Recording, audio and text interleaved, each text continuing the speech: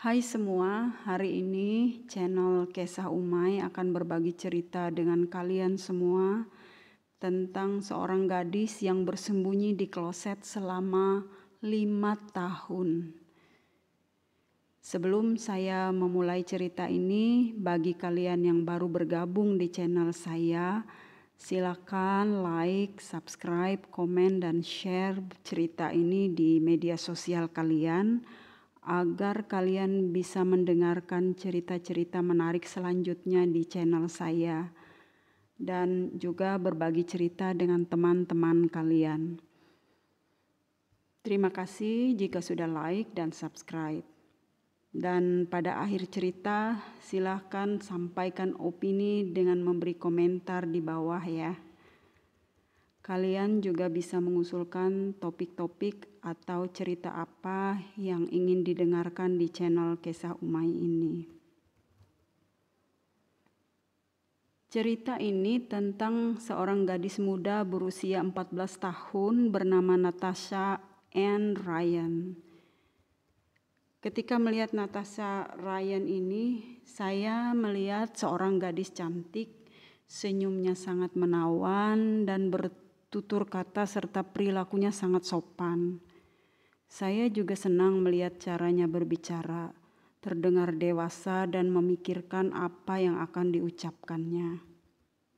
Baik, supaya ceritanya jelas, saya mulai dari awal ya. Pada tahun 1998, pada waktu Natasha berusia 14 tahun, karena dia lahir tahun 1984. Dia ini sedang bersekolah setingkat SMP, masih remaja. Dia memiliki pacar bernama Scott Black yang waktu itu berusia 22 tahun. Scott lebih tua 7 tahun dari Natasha. Scott ini sudah bekerja sebagai pengantar susu atau istilahnya milkman. Kerjaannya mengantarkan susu tiap hari ke pelanggan. Natasha yang masih sangat muda ini mengalami depresi karena perceraian orang tuanya. Dia juga tidak menyukai bersekolah. Dia tertekan menghadapi pelajaran dan kegiatan-kegiatan di sekolah. Mungkin dia sudah berusaha juga untuk bisa melalui tekanan itu. Tapi kemudian Natasha memutuskan ingin pergi diam-diam tanpa sepengetahuan keluarga dan teman.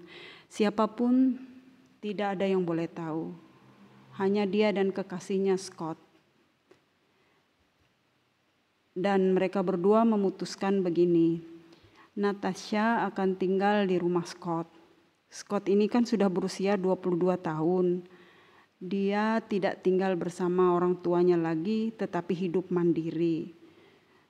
Scott tidak boleh menikahi Natasha karena masih di bawah umur dan belum tentu disetujui orang tua Natasha. Agar tetangga dan orang-orang tidak tahu kalau Natasha tinggal bersama Scott, maka mereka berdua mengaturnya sebaik mungkin. Menurut informasi, Natasha ini tidak sedang hamil ketika minggat dari rumah orang tuanya, atau tidak sedang kecanduan obat terlarang. Dia ingin bersembunyi di rumah pacarnya semata-mata karena depresi. Natasha yang baru berusia 14 tahun itu belum sanggup mengatasi depresinya. Dia merasa marah dengan semua orang. Tidak ingin di rumah, juga tidak ingin bersekolah. Pada tanggal 31 Agustus 1998 itu, ibu Natasha yang bernama Jenny mengantar Natasha ke sekolahnya seperti biasa. Dan seperti biasa juga, sebelum keluar dari mobil, Natasha memeluk dan mencium ibunya sembari mengatakan, "I love you."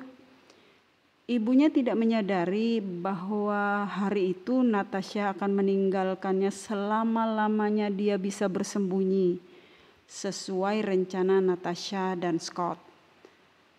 Dan pagi itu Scott sudah menunggunya tidak jauh dari sekolah Natasha. Pada bulan Agustus itulah Natasha dinyatakan hilang oleh kepolisian setempat. Padahal Natasha bersembunyi di rumah Scott yang hanya berjarak 45 menit berkendara dari rumah ibunya di Rockhampton, Australia. Selama bersembunyi di rumah Scott, Natasha kebanyakan harus tinggal di kloset Scott. Bagi kalian yang belum paham tentang kloset itu semacam lemari pakaian yang dibuat seperti ruang menyatu dengan dinding. Jadi bisa leluasa masuk ke dalamnya mengambil pakaian. Tapi kloset di rumah Scott ini kalau saya lihat lumayan sempit karena memang dirancang untuk menyimpan pakaian untuk Scott sendiri. Lalu jendela rumah Scott ditutup dengan kain tebal untuk melapisi gorden agar tidak terlihat dari luar. Intinya gini, Natasha tidak boleh ketahuan ada di rumah Scott. Artinya tidak boleh keluar masuk rumah seenaknya. Jika siang hari lebih banyak sembunyi di kloset. Sesekali boleh keluar dari kloset seperti ke dapur, ke toilet dan lain-lain hanya jika perlu. Karena rumah Scott dekat dengan tetangga-tetangganya, maka Natasha tidak boleh berisik jika ada aktivitasnya di rumah. Pada malam hari barulah Natasha sedikit bebas. Sesekali Scott mengajaknya keluar ke pantai, hanya ke pantai. Di situ mereka berdua duduk-duduk ngobrol sambil menikmati langit malam dan deburan air laut di pantai. Tentu saja mereka sangat berhati-hati saat pergi dan pulang ke rumah. Natasha harus bersembunyi di mobil. Sekali lagi mereka keluar hanya untuk ke pantai, tidak ke mall atau ke tempat lainnya. Dan kalau malam, Natasha sedikit bebas beraktivitas di rumah karena jika ada suara dari rumah, paling para tetangga mengira itu karena ada Scott di rumah. Hari demi hari, bulan dan tahun berjalan, tidak seorang pun yang tahu bahwa Natasha tinggal bersama Scott. Keluarganya sudah berasumsi bahwa dia sudah meninggal. Kalian bisa bayangkan, Natasha tidak bertemu dan berbicara dengan seorang pun selama 5 tahun kecuali dengan Scott. Sebenarnya Natasha ini sebelum bersembunyi di rumah Scott, dia pernah lari dari rumah, juga dibantu oleh Scott. Namun dia ditemukan setelah 2 hari melarikan diri. Mungkin pengalaman ini yang membuatnya mematangkan cara dapat melarikan diri dari rumah dan tidak ditemukan. Akibat Natasha bersembunyi ini berdampak sangat buruk. Dampak pertama, polisi menduga Natasha dibunuh oleh temannya yang bernama Mayowa Toko Taua yang waktu itu berusia 15 tahun. Tapi tidak cukup bukti menangkapnya dan akhirnya polisi menangkap seorang yang bernama Leonard Fraser dengan tuduhan serial killer dan diduga telah membunuh Natasha. Polisi telah menggunakan banyak tenaga, waktu, dan uang pajak rakyat untuk mencari Natasha. Juga tim layanan emergensi lokal yang diketuai oleh Lyle Dobbs telah menghabiskan ribuan jam untuk mencari Natasha bersama timnya. Lalu yang keberikut, Robert ayahnya, Jenny ibunya, Donna kakak kandungnya, dan saudara laki-lakinya yang bernama Chris, serta keluarga mereka yang lain sangat sedih. 5 tahun mereka menderita, menduga Natasha meninggal dibunuh, dan tidak ada kejelasan. Jenny, ibu kandung Natasha, menyatakan telah kehilangan 1/4 dari kehidupan Natasha.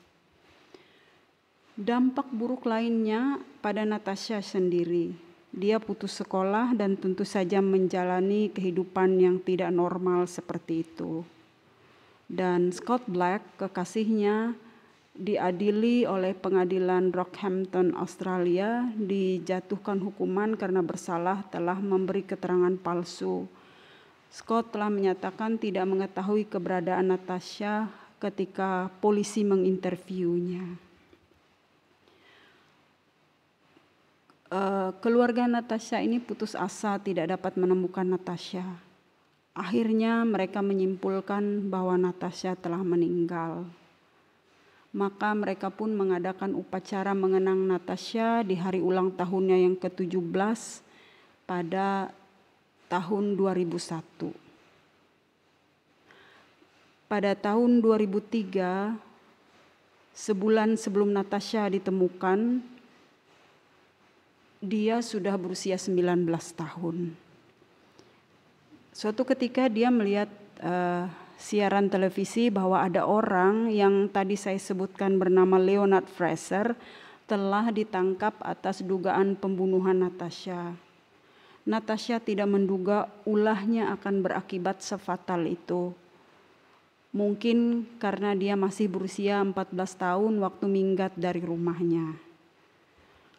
Natasha tentu saja sedih karena telah menimbulkan masalah untuk orang lain akibat perbuatannya. Lalu dia terpikir untuk mengakhiri persembunyiannya, tapi bingung dan takut. Akhirnya, dia mencoba melalui Kids Helpline, yaitu saluran bantuan untuk anak-anak. Di Kids Helpline ini, jika ada anak-anak yang perlu pertolongan karena berbagai masalah, maka mereka bisa menyampaikan pesan melalui saluran ini. Nah, Natasha menggunakan saluran ini dengan menutupi identitasnya. Di Kids Helpline ini, dia menulis bahwa dia seorang anak yang bersembunyi di tempat seseorang. Mungkin karena pesan anonymous ini, ada seseorang yang menelepon polisi menyatakan menduga bahwa Natasha ada di rumah Scott. Lalu pada tanggal 10 April tahun 2003, polisi bergerak cepat dan benar saja ketika mereka menggeledah rumah Scott, mereka menemukan Natasha bersembunyi di kloset. Polisi membawa Natasha dan tentu saja ketika dipertemukan dengan keluarganya, Natasha bukanlah gadis kecil 14 tahun lagi. Dia sudah menjadi perempuan dewasa berusia 19 tahun. Inilah pengakuan Natasha bagaimana dia menjalani kehidupan terisolasi seperti itu. Natasha mengakui dia berbahagia menjalani kehidupannya bersama Scott walaupun dalam keadaan tidak normal, terisolasi. Scott sangat memahami keadaan Natasha, karena itu dia berusaha membuat Natasha tidak menderita. Di rumah mereka, Scott menyediakan banyak fasilitas agar Natasha tidak merasa terpenjara. Misalnya ada TV besar dan home theater, ada beberapa peralatan gym agar Natasha tetap bugar, ada juga meja biliar, ada juga disediakan Scott kucing yang menjadi teman setia Natasha selama Scott bekerja. Dan setiap malam Natasha juga meminta Scott membawanya ke pantai menikmati udara bebas. Walaupun kebanyakan waktu Natasha di kloset, tapi dia bebas keluar melakukan aktivitas di rumah. Dia bisa memasak dan mengurus rumah selayaknya ibu rumah tangga. Namun beredar berita bahwa sebenarnya Natasha hanya bersembunyi di kloset jika ada teman Scott yang sedang bertamu. Selebihnya Natasha bebas di dalam rumah di luar kloset. Lalu bagaimana dengan kebutuhan pribadi seperti pakaian dan lain-lain? Untuk keperluan perempuan, mungkin Scott berbelanja di tempat yang tidak membuatnya dicurigai karena membeli kebutuhan perempuan. Tapi untuk kebutuhan pakaian, Natasha hanya meminta dibelikan kain dan dia belajar menjahit pakaiannya sendiri. Natasha belajar bahasa Jerman melalui internet dan mempelajari hal-hal lain juga untuk meningkatkan kompetensinya. Natasha mengakui bahwa suasana itu sebagai home dan sweet memory untuknya. Scott memperlakukannya dengan sangat baik. Scott adalah pria yang sangat mencintainya. Keputusan untuk bersembunyi di rumah Scott adalah sepenuhnya ide dan keinginan Natasha tanpa ada paksaan dari Scott. Selama 5 tahun menjalani kehidupan tersembunyi begitu, apakah yang dirasakan Natasha? Dia mengakui sangat rindu dengan keluarganya. Dia ingin menjalani kehidupan normal. Tapi apa yang menahannya? Dia tahu keluarganya tentu sedih kehilangan dirinya. Apakah Natasha pernah mencoba menghubungi keluarganya? Setidaknya memberitahu bahwa dia masih hidup agar mengurangi kesedihan keluarganya. Natasha sering ingin menghubungi keluarganya. Tapi apa yang menahannya untuk tidak menghubungi keluarganya? Beberapa kali dia mengambil telepon untuk menghubungi ibunya, tapi dia mengurungkan niatnya karena menyadari fakta bahwa dia tidak boleh ketahuan. Kalau menurut saya ya, Natasha berada di tengah-tengah perasaannya. Dia merasa berbahagia bersama Scott dan menurut pengakuannya itu home untuknya. Jika dia pulang ke orang tuanya, dia takut akan kembali merasakan suasana depresi yang dulu, suasana yang bukan home untuknya. Sekarang Natasha telah keluar dari persembunyiannya, walaupun dia mengakui semua itu sepenuhnya keinginannya dan Scott hanya memfasilitasinya dan memberi kebahagiaan bagi Natasha, tetapi tetap berakibat buruk bagi Scott. Jika dulu Natasha yang bersembunyi dan Scott yang banyak keluar, sekarang Scott lebih banyak menyembunyikan dirinya. Mungkin karena malu dan dia telah menjadi target investigasi polisi, terancam pasal penculikan anak yang hukumannya berat. Mungkin akan masuk penjara dalam waktu yang lama. Pengacara Scott melarangnya untuk memberi keterangan apapun tanpa kehadiran pengacara. Scott juga diminta menjauhi Natasha yang telah hidup bersamanya sekitar 5 tahun. Ketika sudah keluar dari persembunyiannya atau tepatnya sudah ditemukan, Natasha hadir sebagai saksi pada saat persidangan Leonard Fraser yang diduga membunuhnya. Saat itu Natasha bersaksi bahwa dia tidak pernah bertemu dengan Fraser dan tidak pernah mengenalnya. Namun Fraser tetap dijatuhkan hukuman penjara karena kasus pembunuhan berantai terhadap orang lain. Sejak kemunculannya, Natasha banyak menuai kecaman dan kritikan karena pemerintah telah menghabiskan banyak uang pajak rakyat sekitar $500 miliar untuk mencarinya, serta banyak waktu dan tenaga berbagai pihak pada saat mencarinya. Dia pun kemungkinan akan menghadapi proses hukum dan kemungkinan dipenjara. Tapi ibu Natasha bermohon agar Natasha tidak dihukum. Dia tidak ingin kehilangan anaknya untuk kedua kalinya. Dia minta Natasha diampuni karena kebodohannya ketika dia masih muda. Segera setelah kemunculan Natasha, dia dan Scott diadili di Rockhampton karena memberikan keterangan palsu yang berakibat fatal terhadap investigasi dugaan pembunuhan atas Natasha. Scott dihukum penjara 3 tahun dan ditangguhkan 2 tahun setelah mengaku bersalah memberi keterangan palsu pada polisi. Tahun 2006, Natasha dinyatakan bersalah dan didenda $1.000 Australia. Namun hakim memutuskan bahwa Natasha tidak mampu membayar. Walaupun jaksa penuntut memperlihatkan nilai kontrak Natasha dengan media yang memberitakan kasusnya. Kasus Natasha ini menarik perhatian media internasional dan dia banyak diwawancarai oleh berbagai media dengan mendapat bayaran yang tinggi hingga berhasil mengumpulkan sebanyak $200.000 Australia atau sebanyak sekitar 2 miliar rupiah. Pihak layanan emergensi lokal mengusulkan agar Natasha harus mengembalikan uang negara yang telah dikeluarkan untuk mencari dirinya selama bersembunyi.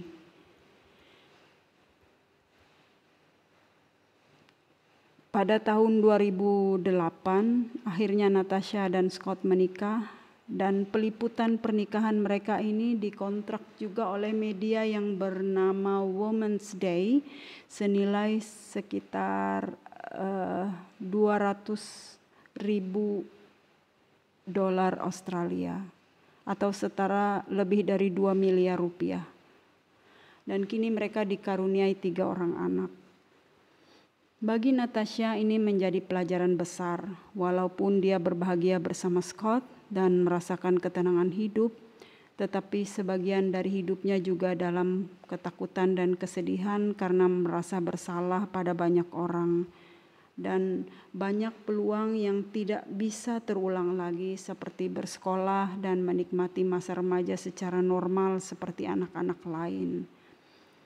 Nah, semua banyak pelajaran yang bisa ditarik dari pengalaman hidup Natasha ini. Baik bagi kalian yang masih muda maupun bagi para orang tua, agar kejadian seperti ini bisa diantisipasi tidak terjadi dalam keluarga kita masing-masing. Semua orang ada persoalannya masing-masing, dan ketika tekanan hidup terasa sangat berat, hampir tidak ada jalan keluar, sebaiknya berusaha menenangkan pikiran, mendekatkan diri kepada Tuhan, dan tidak buru-buru mengambil keputusan yang bisa berakibat fatal bagi banyak orang. Sekian dulu cerita saya.